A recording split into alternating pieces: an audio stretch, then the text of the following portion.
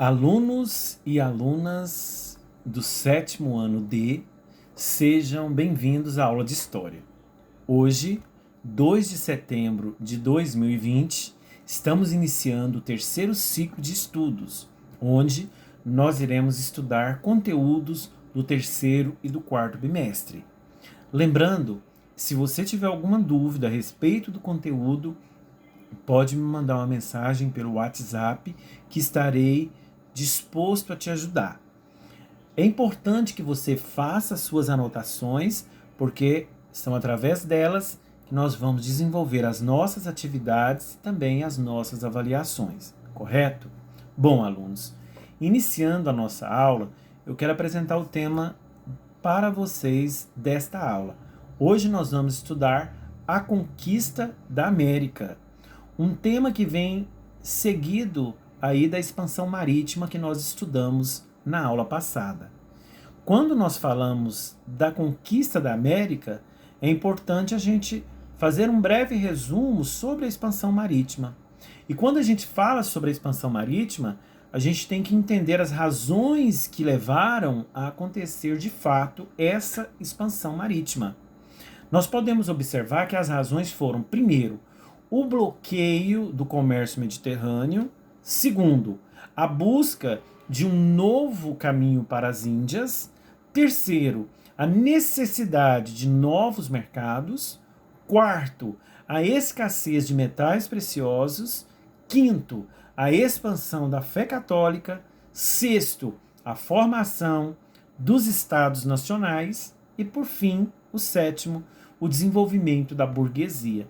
Então, nós podemos observar que os fatores que aconteceram a expansão marítima foram esses. Por quê? Porque os portugueses, os espanhóis buscavam o quê?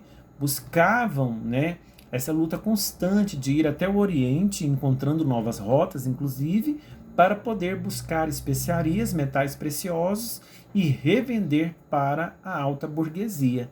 Essa burguesia eram os comerciantes que revendiam esses produtos e o objetivo dos burgueses era obter lucros, ok? Bom, sendo assim, nós não podemos deixar de lado Portugal quando falamos da expansão marítima, conforme estudamos na última aula. Portugal ele foi o pioneiro das grandes navegações, ele foi o primeiro país a navegar. E quando a gente fala que ele foi o primeiro país, 3 razões importantes contribuem para, de fato, atestar que Portugal foi o primeiro país. Primeiro, a primeira razão é por causa da ausência de guerras, Enquanto outros países estavam envolvidos em guerras, Portugal era um país sem guerra. Segundo, a posição geográfica. Por quê? Portugal ele era banhado em toda a sua costa, em todo o seu litoral, pelo Oceano Atlântico, onde facilitou aí a expansão marítima. E por fim, o terceiro foi a criação da Escola de Sagres, que seria uma escola náutica lendária fundada por Dom Henrique no século XV, que contribuiu para desenvolver estudos baseados principalmente na astronomia, na geografia e na cartografia, que eles dedicavam esses estudos principalmente para aprimorar uns instrumentos aí na arte náutica e ao mesmo tempo mapear territórios. Então, essa escola de Sagres, mesmo muitos historiadores dizendo ser uma escola lendária, contribuiu também para que Portugal pudesse aí ser o pioneiro nas grandes navegações, correto? Bom, é importante a gente analisar também as principais etapas da expansão marítima espanhola. A gente fala de Portugal, que foi o primeiro, mas em seguida vem a Espanha, que foi praticamente o segundo país a navegar, No ano de 1492, tem a chegada aí de Colombo, né, de Cristóvão Colombo, a um novo continente, que é a América. No ano de 1504, Américo Vespúcio afirma que a terra descoberta por Colombo era um novo continente. Nos anos de 1519 a 1522, Fernão de Magalhães realizou a primeira viagem de circunnavegação do globo. Sendo assim, nós podemos observar que esse território, né, estavam na disputa. Houve então a assinatura do Tratado de Tordesilhas, onde dividiu territórios, uma parte para a Espanha e outra parte para Portugal. E assim acabar com as intrigas, com as brigas entre esses dois países, porque ambos queriam a terra, ok? Sendo assim, o mundo ibérico, ele foi dividido, né? Então, o mundo ibérico comanda um novo mundo, e este novo mundo ele foi dividido entre Cabral e Colombo. Cabral, o descobridor do Brasil, no ano de 1500, e Cristóvão Colombo, o descobridor do continente americano, em 1492. Bom, o nosso tema de hoje é praticamente a descoberta da América. E quando a gente fala da invenção da América, a gente pode observar o seguinte, olha só. Antes da chegada dos europeus, o continente americano reunia povos com grande diversidade cultural. Eram cerca de 50 a 75 milhões de pessoas que viviam no continente americano. Em 1492, quando as primeiras embarcações vindas da Europa lançaram âncora na costa americana, teve início uma grande transformação, a maior talvez de todos os tempos. E olha só, alunos, mais de 30 milhões de nativos, chamados de índios, pelos conquistadores, foram mortos nos primeiros tempos da colonização. Culturas milenares desapareceram aí, enquanto milhões de pessoas eram trazidas da África para serem escravizadas no continente americano. Assim, se constituiu a Nova América. E dentro deste contexto, durante muito tempo, alunos, a palavra descobrimento foi utilizada para descrever a chegada dos europeus à América. O uso desse termo está associado à ideia de que no século XV o continente americano era uma terra intocada pelos seres humanos. Mas antes da chegada dos europeus, a América era habitada por uma grande população, os povos pré-colombianos. A América, alunos, não era chamada de América quando os europeus aqui chegaram. Ela não foi descoberta pelos europeus, mas sim inventada por eles após a sua chegada. Sendo assim, quando os espanhóis chegam aqui na América, a gente pode dizer que essa expedição ela partiu do porto de Palos em agosto de 1492 e depois de uma viagem tumultuada chegou à ilha caribenha em 12 de outubro de 1492. E quem era o chefe aí desta navegação era o Cristóvão Colombo. O Cristóvão Colombo, ele pretendia encontrar uma nova rota para o Oriente, a fim de expandir a fé cristã e promover a ampliação das redes mercantis da Europa para o Oceano Atlântico. No dia 12 de outubro de 1492, o navegador genovês, o Cristóvão Colombo, ele aportou aí em Guaranaí, nome dado pelos nativos, né, a uma ilha localizada aí no Caribe.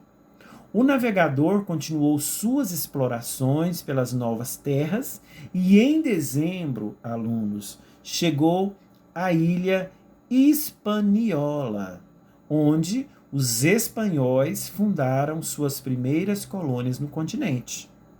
A ocupação do Caribe foi muito negativa para as comunidades nativas da região, ou seja, para os índios. As doenças trazidas pelos europeus, o regime de trabalho forçado e as guerras de conquista praticamente dizimaram, acabaram, mataram a população local. Estima-se, aluno, que em 1492, cerca de 200 mil índios viviam em Hispaniola. E em 1520, a população indígena não passava de 15 mil habitantes. Olha para vocês verem o tanto que diminuiu. Por quê?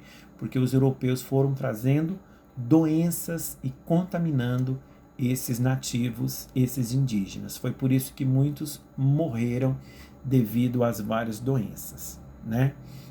A colonização espanhola no Caribe deu-se a partir da ilha Hispaniola, baseada na exploração do ouro e da mão de obra indígena local.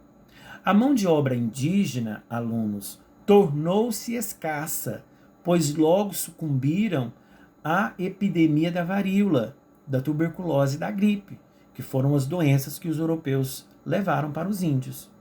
Os espanhóis, então, fizeram expedições em outros locais para capturar e escravizar indígenas em áreas próximas, para que eles pudessem fazer o trabalho escravo, né?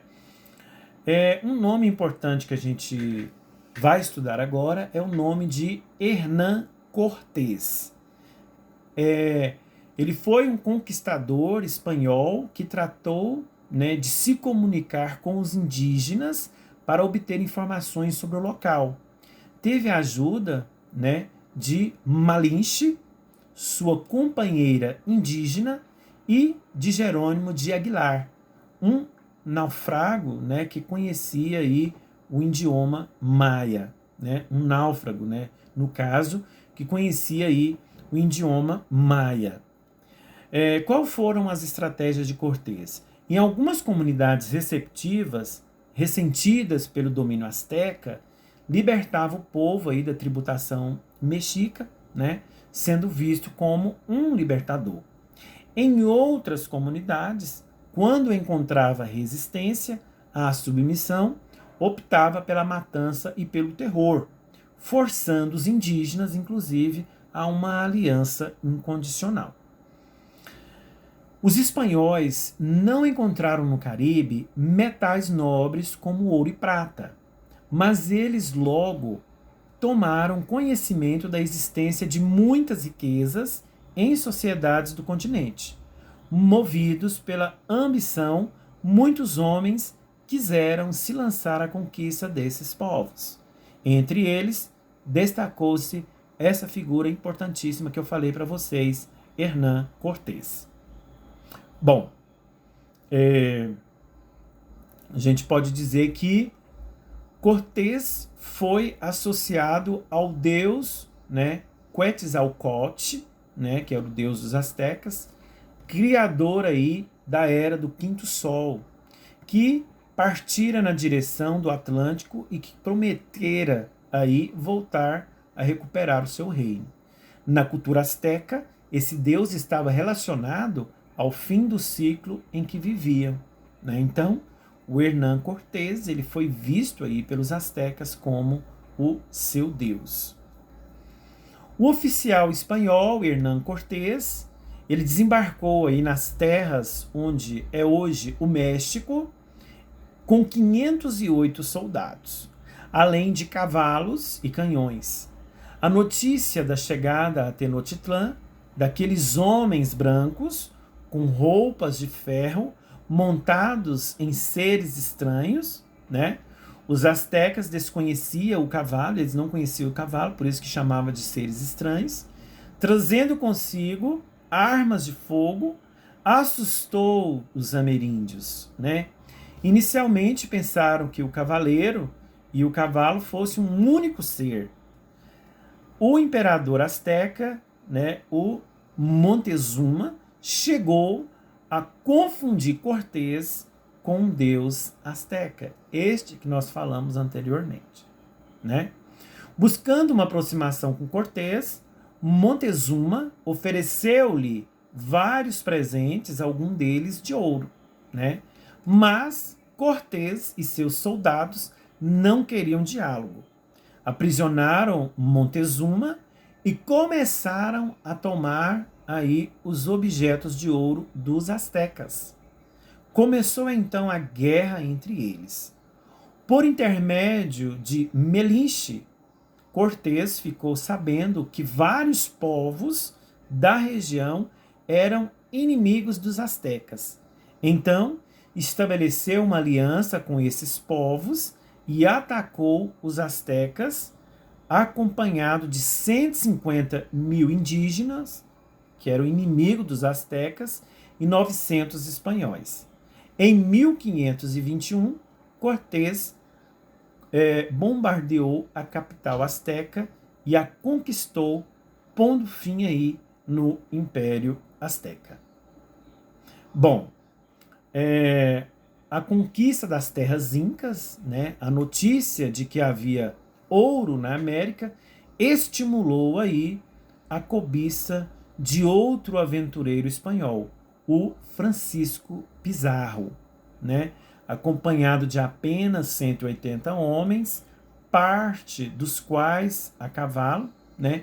Pizarro, ele entrou nas terras incas em 1532 e logo conquistou a cidade inca de Cajamarca. Depois de instalar-se nessa cidade, convidou o Inca Atahualpa para um encontro reservado. Assim que Atahualpa chegou, Pizarro mandou prendê-lo e ordenou a seus soldados que atirassem nos incas de surpresa. Em seguida, os espanhóis partiram para a conquista de Cusco, a mais importante cidade do Império Inca. Para isso, contaram com a ajuda do povo Vanca, inimigo aí ferrenho dos incas, motivadas pelas disputas aí do trono inca entre os irmãos Atahualpa e Huácar. Depois de tomar Cusco, Pizarro fundou a cidade de Los Réveis, né, em 1536, atual Lima, no Peru, e fez dela a capital do domínio espanhol. Aí então houve a queda de Tenochtitlán, houve o genocídio, né, com a ajuda aí de milhares de índios rivais da grande capital asteca e pela morte da maioria da população de Tenochtitlán por doenças, os espanhóis finalmente teriam controle aí de uma das maiores cidades existentes da época. Como tão poucos derrotaram tantos? Por quê? Né? Cortés, ele chegou ao México com 508 homens, conforme eu disse, e Pizarro entrou no Peru com 180. Como tão poucos espanhóis conseguiram vencer tantos nativos? As razões são essas. Primeiro, a superioridade bélica, né? Os espanhóis, além de espadas e armaduras, tinham armas de fogo com poder destrutivo muito superior a dos indígenas e que impressionavam pelo barulho que faziam. Segundo, doenças que os europeus, que os espanhóis levaram para os indígenas, né? As doenças trazidas pelos espanhóis, como o sarampo, como a varíola, a gripe, mataram mais que as armas de fogo, pois os indígenas não tinham defesas contra tais doenças, né? O sucessor de Montezuma foi uma dessas vítimas. Reinou 80 dias e morreu de varíola. Terceiro, a insatisfação dos povos dominados. Tanto os astecas quanto os incas tinham inimigos internos, e os espanhóis souberam tirar proveito disso, aliando-se a eles. Na conquista do México, por exemplo, Cortés contou com a ajuda de cerca de 150 mil combatentes indígenas. Quarto, os espanhóis sabiam muito mais sobre os astecas e incas do que estes sobre eles. Os intérpretes e guias indígenas deram grande vantagem aos espanhóis, que aproveitaram o conhecimento dos pontos fracos dos seus adversários para estimular discórdias e guerra entre eles. Foi por isso que acabou matando praticamente todos, né? A resistência indígena. Apesar da relativa facilidade com a qual os espanhóis conquistaram o centro dos impérios Azteca e Inca, a situação não se repetiu em toda a América. Muitos povos indígenas procuraram manter sua autonomia e resistiram à dominação espanhola durante décadas. Mesmo no Peru, certas regiões só foram conquistadas após 1570, mesmo assim à custa de muita luta. Porém, apesar da resistência indígena, a violência espanhola e as doenças trazidas pelos europeus reduziram drasticamente a população nativa da Europa, ou seja, da América. Os fatores da vitória espanhola. As alianças estabelecidas com as comunidades indígenas submetidas pelos mexicas e pelos incas, que eu falei para vocês. As doenças que dizimaram, que acabaram aí com milhares de indígenas. Os referenciais culturais dos indígenas, que levaram à associação dos espanhóis aos deuses locais. Bom, em 1526, né, o Francisco Pizarro, ele viajou para o Peru e recebeu permissão para reivindicar a terra para a Espanha. Pizarro levou o líder inca Atahualpa como refém. Mandou matá-lo e depois conquistou a cidade inca de Cusco. Ele fundou Lima, hoje a capital do Peru. Pizarro foi assassinado por rivais políticos e espanhóis em 1541. A motivação para a conquista espanhola, né? Praticamente eles eram motivados aí pela possibilidade de uma rápida ascensão social e enriquecimento com a posse de terras e a exploração de ouro. O que a gente pode dizer é que esses espanhóis estavam à procura de quê? De terras e de ouro. Foi por isso aí que houve essa conquista da América, principalmente dominando os povos astecas e os incas. A gente pode dizer que Hernán Cortés e Francisco Pizarro foram aí os dois grandes conquistadores aí que contribuíram para acabar com os povos aí astecas e incas, ok? Bom, alunos, a nossa aula termina por aqui. Eu espero que vocês compreenderam o conteúdo de hoje, a conquista da América. Qualquer dúvida, vocês podem me procurar através do WhatsApp. Um grande abraço e até a próxima aula.